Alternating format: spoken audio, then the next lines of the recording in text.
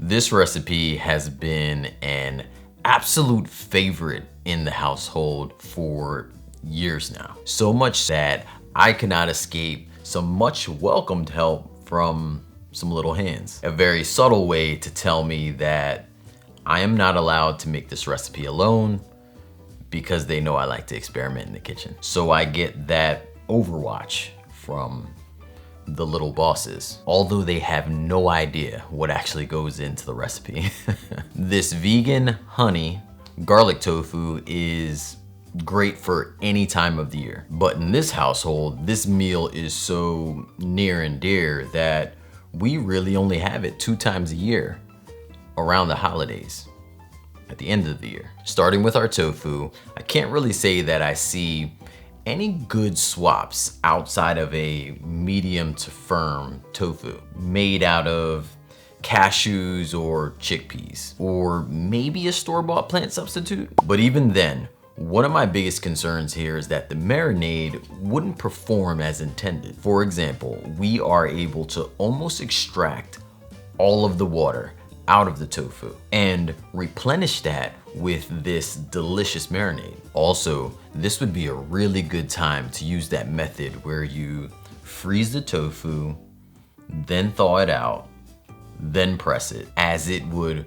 really make a spectacular addition to the texture. If you have the time, I would probably start this with the marinade, maybe even a day before you need to use it. Allowing that tofu to soak up every drop and fortify itself with this amazing flavor. Within that marinade, if you don't do soy sauce, you could use coconut minos as a replacement, or there's also a brand, I believe it's Ocean Halo or Ocean's Halo, something with a halo. They make a no soy sauce and it tastes pretty great. As far as the vegan Worcestershire, I understand that may be a little hard to come by, but steak sauce is a great swap and it's really easy to come by. Also, in most cases, it's more affordable and plant-based. Always check the ingredients though. In the written version of this recipe, I call for all-purpose flour, but as you can see in the video, I actually use a bag of that King Arthur's 1-to-1 gluten-free flour blend.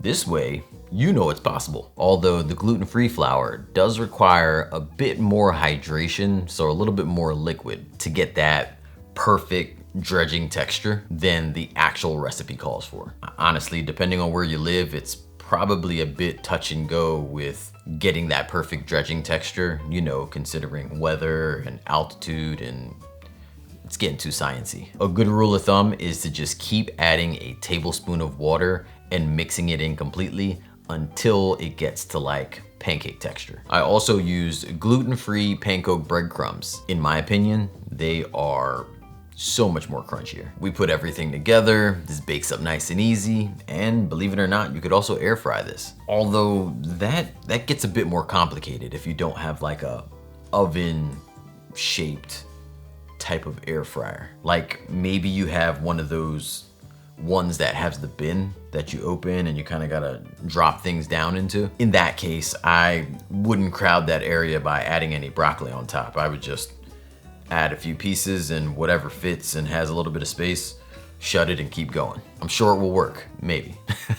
Just joking, maybe. Now, while the tofu itself is incredibly delicious, the co-star itself deserves an award for its contribution. And no, I'm not talking about the broccoli. That would be that honey garlic sauce. It's just perfectly sweet and perfectly tangy and perfectly acidic, just helping balance the whole entree. So if you don't attempt to make this recipe because you don't like tofu, or you can't have tofu in your diet, or you just can't find anything that can replicate the tofu for you, you could certainly use this sauce. Add it on some chickpeas or some broccoli or cauliflower, even some asparagus would go a long way here. With a little extra garlic and maybe a little squeeze of lime, and there I go manipulating the recipe. See, I guess I can't make this on my own. This full recipe is live at my website, makeitdairyfree.com, or head on down to the description and click the link. I know I haven't said this before, or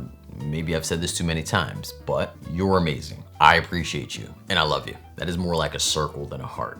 I'm gonna go ahead and bend it in a little bit. Then again, I also circle you. Thank you so much for watching. Until next time, believe in good. Peace.